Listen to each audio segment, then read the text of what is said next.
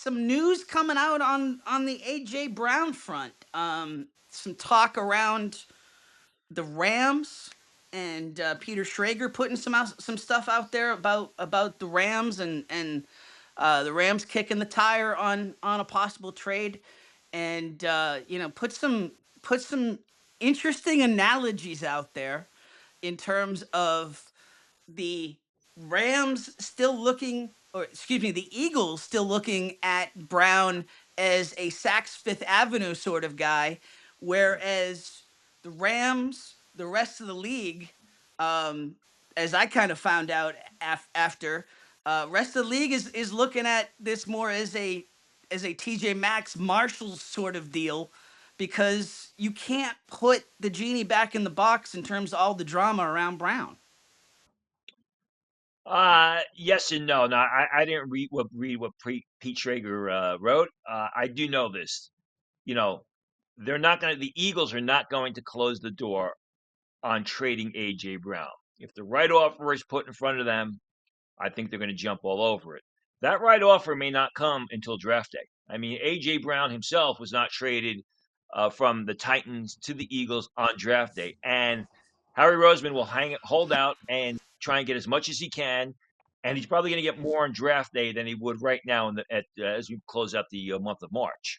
As far as the Rams are concerned, I'm sure Howie would be open to, trading it for that first pick that they have. What is it, the 13th pick of the draft? Yeah.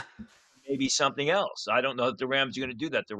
I think any team that needs a receiver that's going to put them over the top, whether it be the Rams, maybe the Buffalo Bills. We talked about the Patriots when we started this podcast because that was the talk through the season. When Yep. A.J. Brown wasn't happy, the Patriots were going to be a part of it, even though they did sign a receiver in free agency. I still think that'll be in the conversation.